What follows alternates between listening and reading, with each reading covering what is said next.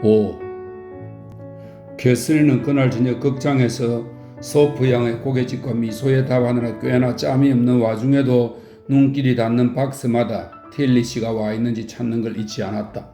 그러나 헛일이었다. 틸리 씨는 연극도 펌프룸처럼 좋아하지 않는 모양이었다.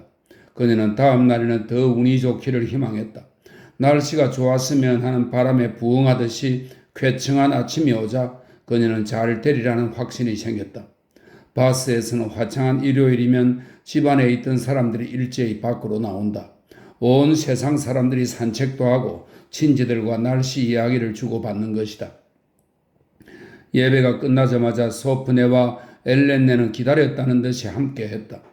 성수기에는 일요일이면 사람들이 너무 많이 몰려서 참을 수 없을 지경이 된다는 것 정도는 누구나 아는 사실이다. 그들도 펌프룸에 가서 점잖은 사람이 한 명도 보이지 않을 때까지만 머물다가 좀 더 나은 사람들과 어울려 기분 전환을 하려고 서둘러 크레센트로 갔다. 이 크레센트는 초석달 모양으로 고급 빌라가 늘어서 있는 곳입니다. 크레센트로 갔다. 여기서 캐서린과 이즈벨라는 함께 팔짱을 끼고 격이 없는 대화를 나누며 다시 한번 우정의 달콤함을 맛보았다. 그들은 많은 이야기를 나누며 매우 즐거운 시간을 보냈다. 그러나 또다시 캐서린은 자신의 파트너를 보리라는 희망을 접었다. 어디에 가도 그를 만날 수 없었다.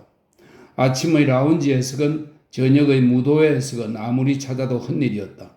상부 무도회장에서도 하부 무도회장에서도 정장 무도회에서도 평복 무도회에서도 그는 눈에 띄지 않았다. 걷는 사람들 가운데서도 말을 탄 사람들 가운데서도 아침에 쌍두 이륜마차를 모는 사람들 가운데서도 마찬가지였다. 그의 이름은 펌프룸 방명록에도 없었으니 더 이상 찾아볼 곳도 없었다. 바스를 떠난 것이 분명했다. 그러나 자신의 체류가 그렇게 짧으리라는 언질은 일체 없지 않았던가. 이렇듯 무언가 비밀스러움을 거느리고 다니는 것이야말로 소설의 주인공에게 더없이 어울리는 일이다.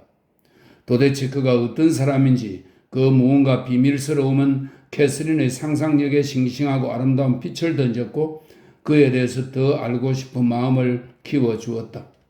소프네로부터는 아무것도 얻을 것이 없었으니 그들도 바스에 온 지 겨우 이틀 만에 앨런 부인을 만났던 것이다. 그렇지만 그녀는 이즈벨라에게 틸리 씨 이야기를 많이 했고 친구는 계속 마음에 두고 있으라고 부추겼다. 그래야 그녀의 상상 속에서 그의 인상은 조금도 약화되지 않았다. 이즈벨라는 그가 매력적인 청년이 분명하며 또 사랑스러운 캐서린을 좋아하는 게 틀림없으니 곧 돌아올 것이라고 장담했다. 그녀는 그가 목사이기 때문에 더더욱 좋다고 했다. 그 직업이 특히 마음에 든다는 것을 고백해야겠다 라면서 그녀는 작게 한숨을 내쉬었다. 어쩌면 친구의 감정이 가볍게 흔들리는 것을 눈치채고 그 이유를 물어보지 않은 것이 캐서린의 잘못이었는지도 모른다. 그러나 그녀는 사랑의 책략이나 우정의 의무에 대한 경험이 충분치 않아서 언제 적당히 농담을 하고 넘어가야 하는지 혹은 언제 속내를 털어놓으라고 추궁해야 하는지를 몰랐다. 앨런 부인은 더할 나위 없이 행복했다. 바스가 완전히 마음에 들었다. 아는 사람들이 생겼을 뿐만 아니라 그들이 아주 소중한 옛 친구의 가족이라는 것 또한 행운이었다. 게다가 이 친구들이 자기만큼 비싼 옷을 입고 있지 않다는 것도 알게 되었으니 금상첨화였다. 이제 그녀의 일상적인 표현은 바스에 아는 사람이 있으면 좋겠다가 아니라 소프 부인을 만나서 얼마나 좋은지였다. 그녀는 자기가 보살피는 젊은 아가씨와 이즈벨라가 그렇듯이 두 가족의 관계를 발전시키는 일에 대단히 열의를 보였다. 하루의 대부분을 소프 부인 곁에서 소위 대화라는 것으로 소비하지 않고는 만족하지 못했다. 그러나 그 대화란 것이 도대체 의견의 교환이란 찾기 힘들고 주제가 같은 적도 별로 없었으니 소프 부인은 주로 자기 아이들 이야기를 하고 앨런 부인은 자기 드레스에 대해서 말했기 때문이다. 캐서린과 이즈벨라의 우정은 시작이 뜨거웠던 만큼이나 빠르게 진전되었고 점점 밀도를 더해가는 우정의 매 단계를 너무 빨리 통과하다 보니 주변 친구들에게나 스스로에게 그것을 입증할 증거를 새로이 내놓을 필요조차 없었다. 그들은 서로 성을 뺀 채 이름만 불렀고 그럴 때는 늘 팔짱을 끼었고 춤을 추기 위해 서로의 옷꼬리를 피인으로 고정해 주었으며 춤추는 동안에도 마냥 같이 있으려 했다. 그리고 오전 중에 비가 와서 다른 소일거리가 없어도 질척한 날씨에 저항이라도 하듯 한사코 만나 꼭 붙어 앉아 함께 소설을 읽었다. 그렇다. 소설 말이다. 나는 소설 작가들에게 너무도 흔히 보이는 저 옹졸하고 쫄렬한 관습을 택하지 않을 생각이다.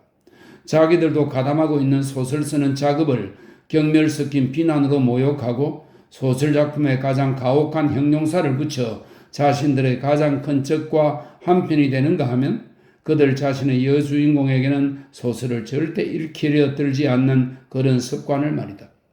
그리고 우연이라도 여주인공이 소설을 집어들면 그 따분한 페이지들을 눈더리를 내며 넘기지 않던가. 이 얼마나 슬픈 일인가. 한 소설의 여주인공이 다른 소설의 여주인공에게 후원을 받지 못한다면 대체 누구에게서 보호와 존경을 기대할 수 있겠는가? 나는 그것을 인정할 수 없다. 상상력의 범람이니 하며 비난하는 일은 평론가들의 한가한 일거리로 남겨두자. 새로 나오는 소설마다 쓰레기 같으니 어쩌니 하면서 신문에다 대고 캐캐묵은 곡조로 왈왈거리게 내버려 두자. 우리끼리는 서로를 저버리지 말자. 우리는 상처 입은 몸이다.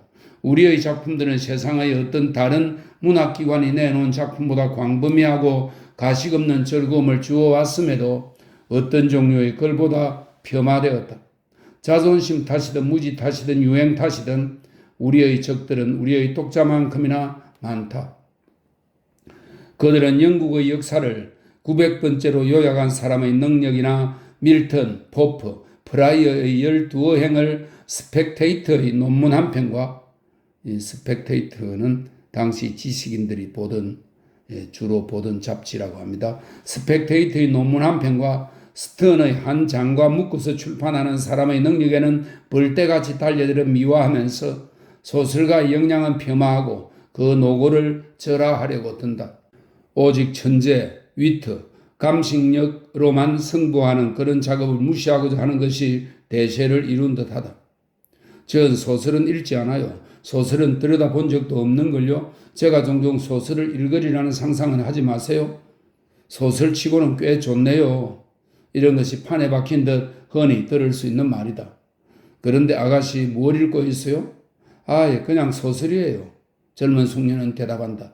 일부러 무관심을 혹은 일시적인 수치심을 엿보이며 책을 내려놓으면서 별거 아니고 세실리아나 카밀라나 벨린다인걸요? 예, 이 세 작품은 당시 여성 작가들의 소설입니다. 세실리아와 카밀라는 프란세스 버니 작품이고요. 벨린다는 마리아 에지워스의 작품입니다. 한마디로 그냥 소설 작품이라는 것인데 실은 여기서야말로 정신의 가장 위대한 능력이 발휘되고 인간 본성에 대한 가장 철저한 지식, 그 다양한 변모에 대한 가장 기막힌 묘사, 생생하게 넘쳐 흐르는 위트와 유머가 선택된 최상의 언어로 세상에 전달되는 것이다. 자, 바로 그 젊은 숙녀가 그런 소설 작품 대신에 한 권의 스펙테이터를 읽고 있었다면 그녀는 얼마나 자랑스럽게 그 책을 내놓으며 제목을 밝혔을까? 그 두꺼운 출판물에서 고약한 취향을 가진 젊은 여성에게 거슬리지 않을 소재나 문체를 담은 대목이 있어서 몰두하게 할 가능성도 거의 없으면서 말이다. 거기에 실린 글들에는 있을 법하지 않은 환경과 자연스럽지 않은 인물이 부지기수고 지금은 누구도 이제 관심을 두지 않는 대화 주제가 넘쳐난다. 언어 또한 너무 거칠어서 도대체 그런 말을 용납한 시대 자체가 한심할 지경이다. 6. 서로 알게 된 지 8, 9일쯤 지난 어느 날 아침 펌프룸에서 두 친구 사이에 있었던 다음 대화는 그들의 돈독한 애정을 보여주는 표본이라고 할 수 있다. 여기에는 세심한 배려, 사고의 독창성, 문학적 취향이 드러나서 그 애정이 그냥 생긴 것이 아님을 말해준다. 그들은 약속에 따라 만났다. 이즈벨라가 친구보다 5분 정도 먼저 도착했고 그러다 보니 그녀의 첫마디는 다음과 같았다. 어머, 왜 이렇게 늦었어? 기다리다가 늙어 죽을 뻔했잖아. 저런 그랬구나. 미안. 그렇지만 나는 제 시간에 왔다고 생각했는데 봐, 이제 막 1시잖아. 오래 기다린 건 아니지? 수만 년은 좋기로 했을걸. 반 시간 정도 먼저 와 있었을 거야. 하여간 우리 저쪽 끝에 가서 좀 앉자. 우리끼리 재미있게 즐기자고. 할 말이 100가지는 돼. 우선 오늘 아침에 막 출발하려고 하는데 비가 올까봐 아주 걱정이 되더라고. 소나기가 쏟아질 것 같아서 정말 고민이 되더라니까.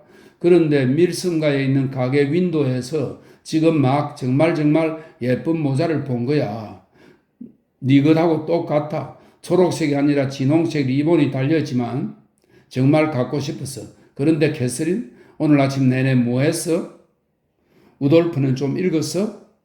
우돌프는 당시 인기 있던 앤 레드클리프의 공포소설 우돌프의 비밀을 말합니다. 우돌프는 좀 읽었어? 일어나서부터 계속 읽었어. 검은 베일까지 갔단다.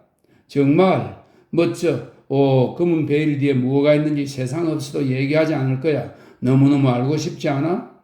그럼 당연하지. 어떻게 돼? 아니, 말하지 마. 절대 듣지 않을래. 해골이 틀림없다고 생각해. 분명 로렌티나의 해골일 거야. 이 책 너무 좋아. 이 책 읽으면서 평생을 보내고 싶어. 너하고 만나는 일만 아니었다면 세상을 다 준다 해도 손에서 놓지 않았을 거야. 정말이야. 참 정말 고맙다 얘.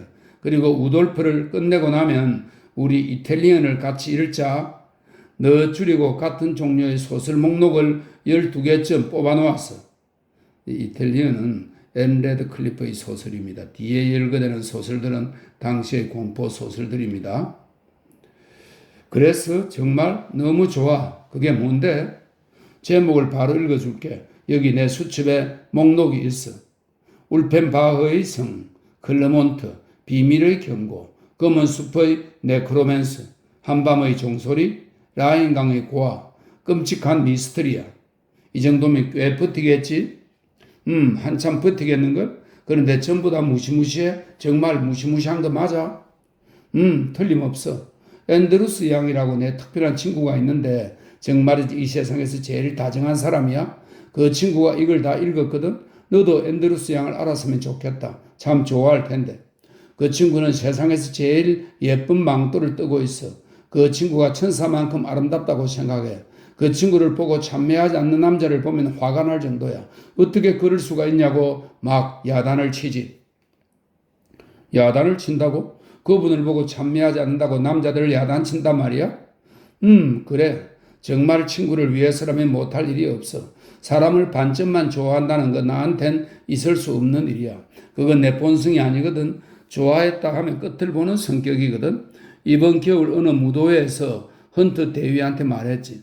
밤새 나한테 달라붙을 모양인데 앤드루스 양이 천사같이 아름답다는 걸 인정하지 않으면 같이 춤추지 않겠다고 말이야. 너도 알다시피 남자들은 우리한테 진정한 우정이 불가능하다고 생각하는데 무언가 다르다는 걸 보여주어야겠다고 결심했던 거지. 자, 누구라도 너를 깔보는 소리를 하면 당장 불같이 화를 낼 거야. 그러나 그런 일은 없을 것 같은 게 너는 남자들이 다 좋아할 타입이잖아. 얘도 캐서린 얼굴을 붉히면서 소리쳤다. 그게 무슨 말이야? 난 널 잘 알아. 넌 생기발랄한데 앤드루스 양한테는 딱 그게 없어. 솔직히 말해서 그 친구한테는 어딘가 사람 맥 빠지게 하는 데가 있거든. 참, 이 말은 꼭 해야겠다. 어제 우리가 헤어지자마자 한 청년이 널 지그시 바라보는 걸 보았어. 그 사람 널 사랑하는 게 분명해. 캐서린은 얼굴을 붉히며 다시 부정했다. 이즈벨라는 웃었다. 내 명예를 걸고 말하는데 사실이야. 그렇지만 어떻게 될지는 알겠어. 구태여 이름을 말하지 않겠지만 한 신사의 찬사 말고는 넌 그 어떤 사람의 찬사에도 관심이 없겠지? 아니, 널 탓할 수야 없지. 이즈벨라는 더욱 진지하게 말했다. 너의 감정은 얼마든지 이해해. 마음이 정말 한 곳에 쏠려 있으면 다른 사람의 관심은 별로 달갑지 않은 법이니까 사랑하는 사람과 관련되지 않은 건 뭐든 맥 빠지고 흥미가 없지. 너의 심정은 완벽하게 이해해. 그렇지만 내가 틸리 씨를 크게 마음에 두고 있다고 몰아가지는 마. 어쩜 다시는 못 볼 수도 있는데 말이야. 다시 못 본다니. 그런 소리 하지 마. 그렇게 생각한다면 불행해질 테니 말이야. 아니야, 정말 안 그래. 그를 좋아하지 않는 척 하지는 않겠어. 하지만 우돌프를 들고 있는 동안에도 아무도 나를 불행하게 만들 수 없는 것 같은 느낌이 들어. 그 무시무시한 검은 베일. 예, 이즈벨라. 그 뒤에 아무래도 로렌티나의 해골이 있을 것 같아. 우돌프를 지금까지 읽지 않았다니 참 이상해. 몰런드 부인께서 소설책을 안 좋아하시는가 보다.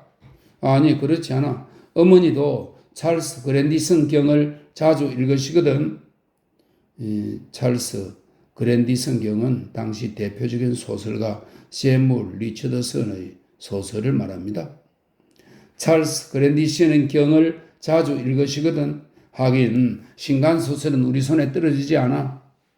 찰스 그랜시든 경이라고? 그건 놀랄 정도로 끔찍한 책이잖아. 안 그래? 내 기억으로는 앤드루스 양 같으면 첫 권도 못 끝냈을 거야.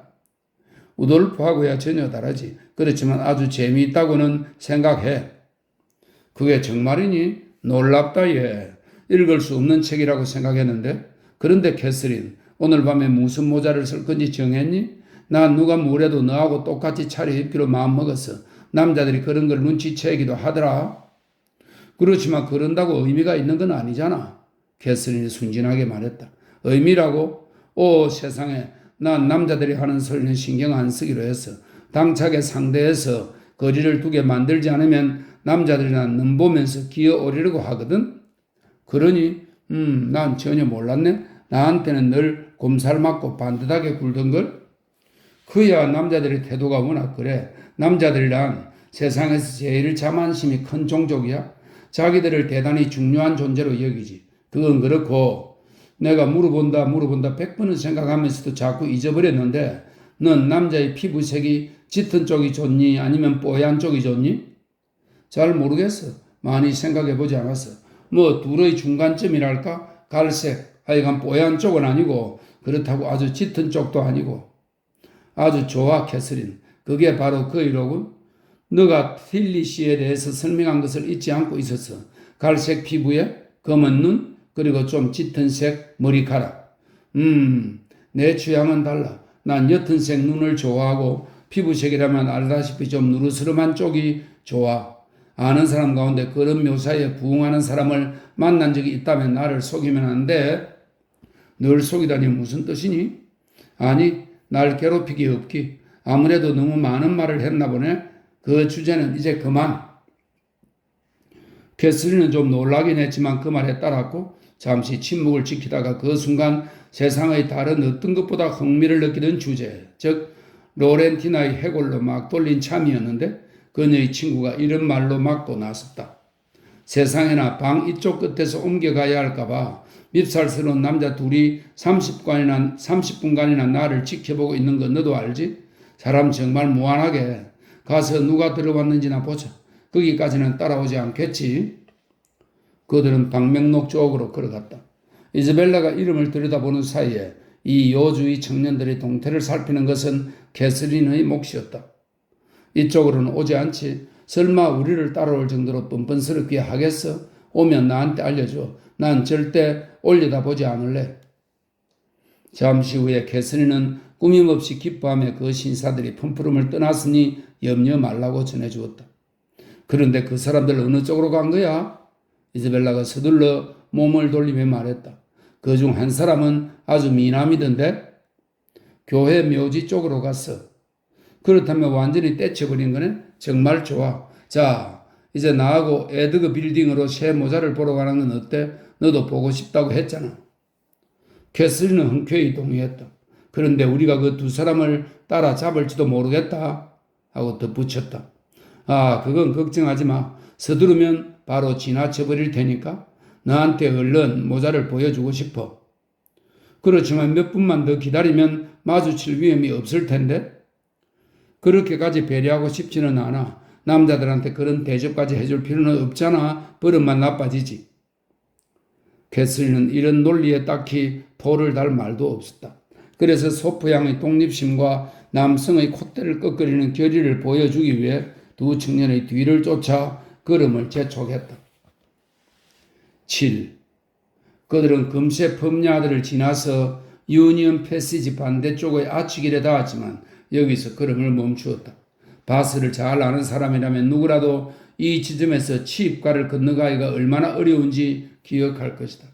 워낙에 불쑥 나타나는 길인데다 불행히도 런던 대로와 옥스퍼드 대로 및 그 도시의 가장 중요한 여관과 연결되어 있어서 아무리 중차대한 일거리를 가진 여성이라도 과자를 찾든 모자를 찾든 아니면 지금처럼 젊은 남자를 찾든 마차나 승마차나 수레에 막혀 못 건너고 기다려야 하지 않는 날이 없었다.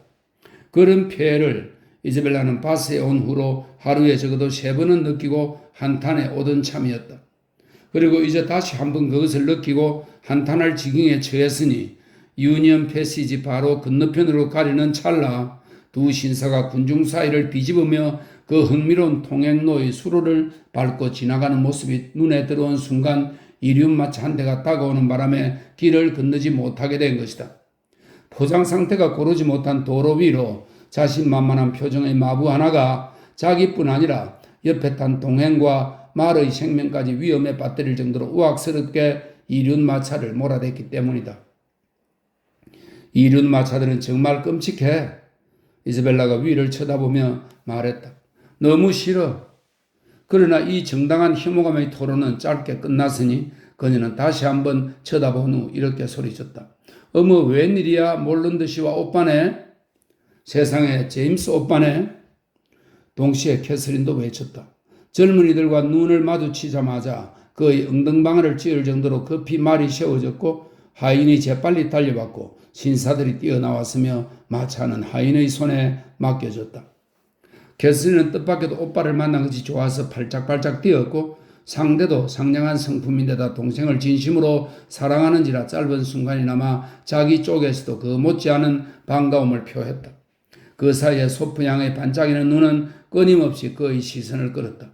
그는 곧 그녀에게 예의 바른 인사를 건넸는데 쭈삣거리는 가운데서도 기쁨이 묻어나서 만약 캐서린이 자신의 감정에만 매몰되지 않고 타인의 감정 변화에 좀 더 민감했더라면 오빠도 자기만큼이나 친구를 예쁘다고 생각하고 있음을 알아챘을 것이다. 존 소프는 그 사이에 말들에 대한 지시를 내리고 곧 합류하여 캐서린에게 깍듯한 인사를 했다. 그는 이즈벨라의 손에 가볍게 대충 잡았던 것과는 달리 그녀에게는 발을 뒤로 빼며 격식을 차린 인사를 했다. 뚱뚱한 몸집에 중키의 청년이었고 얼굴이 못생기고 몸매도 볼품없었다. 말구종 같은 옷차림을 하지 않으면 너무 잘생겨 보일까봐 그리고 예의를 차려야 할 때에 편하게 굴지 않거나 편해도 되는 때 뻔뻔스럽게 굴지 않으면 너무 신사다워 보일까봐 걱정이라도 하는 품새였다. 그는 시계를 꺼냈다. 테트베리에서부터 우리가 얼마나 달려왔을 거라고 생각하십니까 몰런드 양? 전 거리는 몰라요. 그녀의 오빠가 23마일이라고 말해주었다. 23마일이라니? 소프가 소리쳤다. 정확히는 25마일이야. 몰런드는 그렇지 않다면서 지도책, 여관주인, 이정표 등을 근거로 들었다. 그러나 그의 친구는 그 모두를 부정했다. 그에겐 보다 확실한 거리 측정법이 있었다. 난 25마일이라는 것을 알아 하고 그가 말했다. 그동안 지난 시간을 보면 알지. 지금이 1시 30분이고 우리가 테트베리의 여관 마당을 빠져나왔을 때 마을 시계가 11시를 쳤어. 잉글랜드에서 내 말이 마구를 장착하고 1시간에 10마일 이하를 간다고 할 사람이 있으면 나와보라지. 그러니 꼭 25마일이야. 자넨 1시간을 까먹었네. 몰런드가 말했다. 테트베리에서 나온 시간은 10시였어. 10시라니. 맹세코 11시였어. 종치는 소리를 다 세했다고. 당신 오빠인 이 친구가 나를 아주 정신 나간 사람으로 모네요. 몰런드 양, 제 말 한번 보세요. 저렇게 잘 달리게 생긴 말 보신 적 있습니까? 그때 하인이 마차에 올라타서 몰고 가버렸다. 정말 순수 혈통이죠. 3시간 반을 달렸는데 겨우 23마일이라니. 저 말을 보세요. 그게 대체 가당키나 한 일인지? 열이 후끈 올라있는 것은 확실한 것 같은데요. 열이 올랐다고요? 윌코 처치에 도착할 때까지 머리털을 하나 움직이지 않았습니다. 저기 앞머리 부분을 보세요. 허리도 보시고요. 저 걸음걸이 좀 보세요. 저 말이 1시간에 10마일도 못 간다니. 다리를 묶어도 그 정도는 느껴날 겁니다. 몰린드 양, 제 이륜마차 어떤가요? 아주 깔끔하지 않습니까? 런던에서 제작되었는데 대단히 잘 빠졌죠. 손에 넣은 지 한 달밖에 안 된 겁니다. 크라이스트 처치 칼리지에 다니는 친구의 주문으로 제작되었는데 아주 좋은 친구죠. 몇 주 몰고 다니더니 없애버리는 게 더 편하겠다고 여겼던가 봅니다. 마침 그때 저도 좀 가벼운 마차를 찾던 중이었죠. 쌍두 이륜 마차를 사기로 거의 결심을 굳히고 있었지만 말입니다. 그런데 마지막 학기에 옥스퍼드로 마차를 몰고 가던 그 친구를 맥어들린 브릿지에서 딱 마주친 거죠. 그가 말하더군요. 아, 소프, 혹시 이런 작은 마차 필요하지 않아? 아주 최고인데 나는 아주 실증이 나서 말이야. 내가 말했죠. 제기, 그러지 뭐. 얼마면 되겠어? 그 친구가 얼마를 생각하고 있을 것 같아요, 몰런드야? 전혀 짐작도 못하겠는데요. 보시다시피 쌍두 이륜용 부속물이 달려 있어요. 좌석, 트렁크, 칼꽂이, 흙 받침대, 램프, 은퇴 장식하며 아주 완벽합니다. 철제 부분은 새 것과 다를 바 없어요. 아니, 더 낫죠. 50기니를 부르더군요. 바로 돈을 던져주고 계산을 끝내고 마차는 제 차지가 되었죠. 그런데 저야 그런 일에 대해서 잘 모르니 그게 싼지 비싼지 판단이 안 되네요. 캐서린이 말했다. 싸지도 비싸지도 않습니다. 아마 그보다 덜 주고 살 수도 있을 겁니다. 그러나 전 흥정을 싫어하고 가련한 친구 프리먼은 현금이 필요했죠. 참 좋은 일을 하셨네요. 캐서린이 기분 좋게 말했다. 이런 제기 친구한테 선심을 쓸 때 쓰는 거지 구질구질해지기는 싫습니다. 이제 아가씨들이 어디로 가려 했느냐는 질문이 나왔고 목적지를 알게 되자 신사들은 에드거 빌딩으로 동행해서 소프 부인께 인사를 드리기로 했다. 제임스와 이즈벨라가 앞장섰다. 이즈벨라는 이런 상황이 매우 만족스러웠다. 제임스는 오빠의 친구이자 친구의 오빠이기 때문에 두 배로 가깝게 느껴진 까닭에 아주 흡족한 마음으로 즐겁게 걸어가려고 애썼다. 그녀의 이 마음은 교태와는 거리감은 아주 순수한 감정이었던지라 밀섬가에서 그 끄림칙한 두 청년을 따라잡고 지나쳤지만 그들의 주의를 끄는 것은 일절하지 않고 세 번 돌아보는 것으로 끝냈다. 존 소프는 당연히 캐서린과 보조를 맞추었다. 몇 분간 아무 말도 없다가 이륜마차 이야기를 다시 꺼냈다. 그렇지만 몰런드 양, 그 정도 값이면 싸다고 할 사람도 있을 겁니다. 그 다음날 10기니를 더 받고 팔 수도 있었으니까요. 오리엘 칼리지의 잭슨이라는 친구가 당장 60기니를 주겠다더군요. 몰런드도 그때 같이 있었지요. 맞아. 이 말을 들은 몰런드가 말했다. 그렇지만 자넨 말이 포함된 가격이라는 것을 잊었군. 말이라. 에이 제기. 내 말은 100기니를 주어도 안 팔지. 무게마차 좋아하십니까 몰런드 양? 네, 아주 좋아해요. 다 볼 기회는 별로 없었지만요. 그렇지만 무척 좋아하긴 해요. 잘 됐습니다. 매일 제 마차로 태워드리겠습니다. 감사합니다. 이런 제안을 받아들이는 것이 적절한지 미심쩍은 생각에 좀 난처해하면서 그녀가 말했다. 내일 랜스다운 힐까지 태워드리지요. 고맙습니다. 그렇지만 말이 좀 쉬어야 하지 않을까요? 쉬다니요. 오늘 23마일 온 게 다인데요. 말도 안 됩니다. 쉬는 것만큼 말을 망치는 것은 없어요. 그렇게 빨리 뻗게 만드는 것은 말이죠. 아니죠. 전 여기 있는 동안에 하루에 평균 4시간 말을 운동시킬 겁니다. 정말 그러시게요? 캐슨이 심각하게 말했다. 하루에 40마일일 텐데요. 40마일이라. 네, 50마일이면 어때요? 아무튼 내일 랜스다운까지 태워드리겠습니다. 자, 그럼 약속된 겁니다. 정말 재미있겠다. 이즈벨라가 뒤돌아서며 소리쳤다. 캐서린 정말 부럽다. 그런데 오빠, 자리 하나는 더 안 되겠지? 하나 더라니. 아니, 안 되지. 바스까지 와서 여동생들이나 태우고 다닌다니. 정말 웃기고 있네. 넌 몰런드가 챙겨주겠지? 이 말에 그 두 사람 사이에 예의를 갖춘 대화가 오갔다. 그러나 캐서린은 그 내용을 세세히 들을 수는 없었다. 지금까지 들던 목소리로 말하던 그 상대는 이제 그들이 마주치는 여자들의 얼굴을 짧고 단정적인 말로 칭찬하거나 흉보고 있었다. 캐서린은 어린 여성 특유의 다소곳한 태도를 동원하여 될 수 있는 한 귀를 기울여 듣고 맞장구를 치는 식으로 응대했다. 특히 같은 여성의 미모가 걸린 문제다 보니 이렇게 자신만만하게 구는 남자에 맞서서 자신의 의견을 내놓기가 꺼려지던 차라 마침내 줄곧 마음을 담고 있던 질문을 꺼내서 화제를 돌려보려고 했다. 우돌프를 읽어보셨어요, 소프씨? 우돌프라고요? 원 세상에 난 안 읽었어요. 소설은 전혀 읽지 않습니다. 다른 할 일이 많거든요. 캐서린은 무안해져서 자신의 질문을 사과하려고 했으나 그가 이런 말로 맞고 나섰다. 소설이나 말도 안 되는 것으로 가득 차 있지요. 톰 존스 이래로는 톰 존은 당시의 소설가 헨리 필딕의 대표작입니다. 톰 존스의 이래로는 그럭저럭 괜찮은 것도 나온 적이 없어요. 수도성 정도가 예외지요. 이 수도성은 당시의 공포소설입니다. 수도성 정도가 예외지요. 수도성은 얼마 전에 읽었습니다만 그 외 다른 것들은 하나같이 한심하게 짝이 없어요. 우돌프를 한번 읽어보시면 마음에 드실 거예요. 아주 재미있거든요. 맹세코 전 아닙니다. 아니 무언가를 읽는다면 그건 레드 클리프 부인의 작품일 거예요.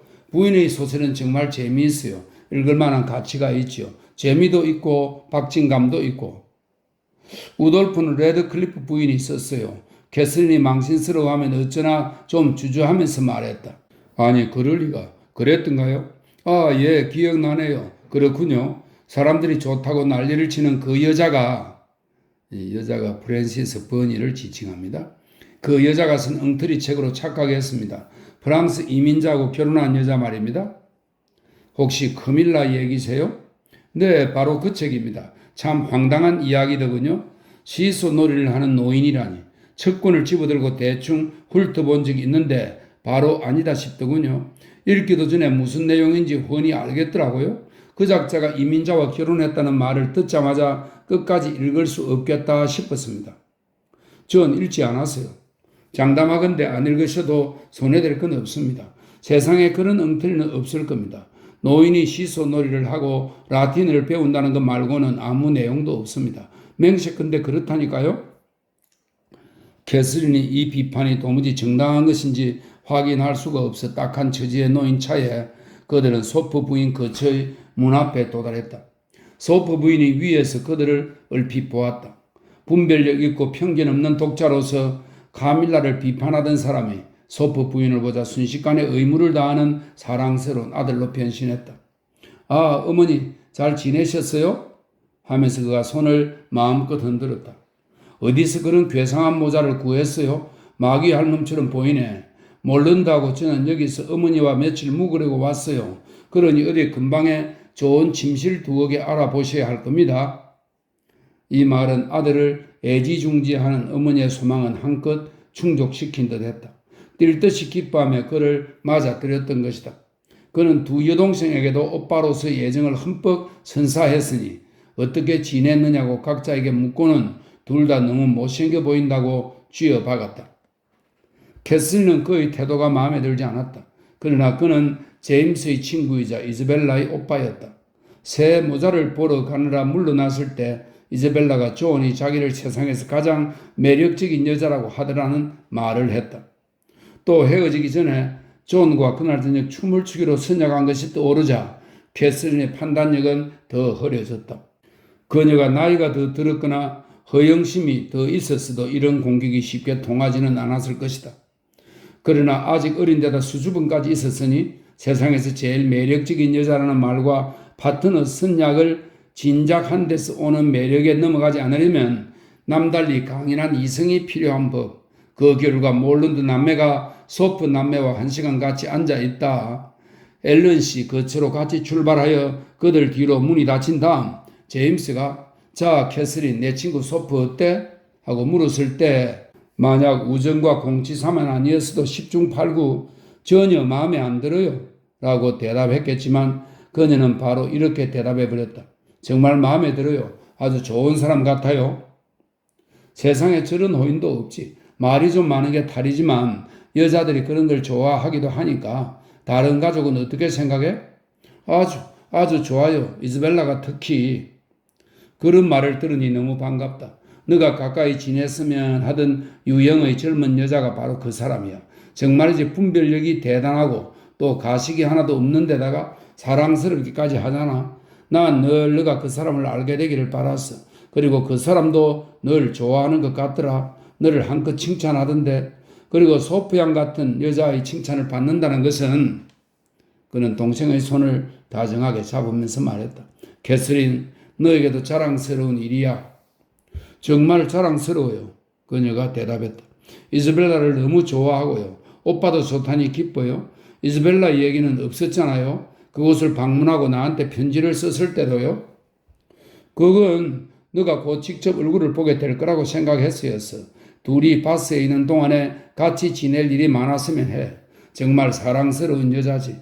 이해력도 탁월하고 가족 모두가 얼마나 좋아하는지 모든 사람들이 좋아하는 그런 사람이야.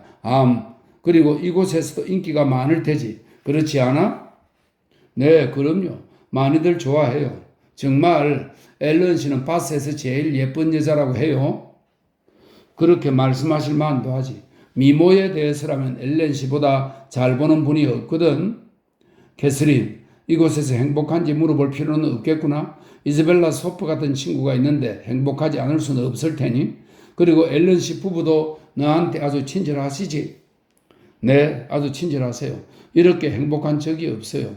이제 오빠가 왔으니 더욱 즐거울 거예요. 날 버리고 일부러 이렇게 멀리까지 오다니 오빠 너무 좋은 분이야. 제임스는 이 감사의 인사를 그대로 받아들이기가 쑥스러웠던지 아주 진지하게 말했다. 캐서린, 널 정말 소중히 아끼고 사랑해.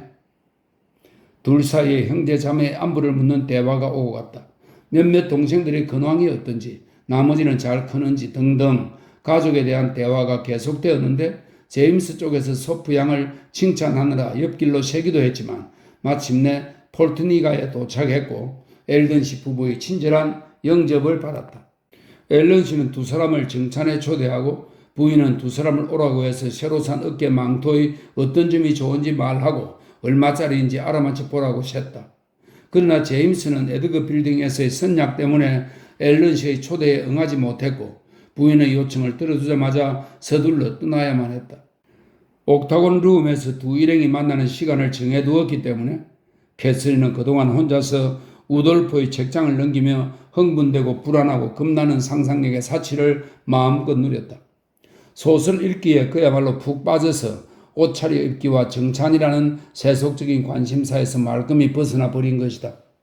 그러다 보니 오기로 한 재단사가 늦어진다며 걱정하는 앨런 부인을 위로해 주지도 못했고 그날 저녁 미리 잡힌 춤 선약을 떠올리며 행복을 누리는 데조차 60분 가운데 채 1분도 할애하지 못했다.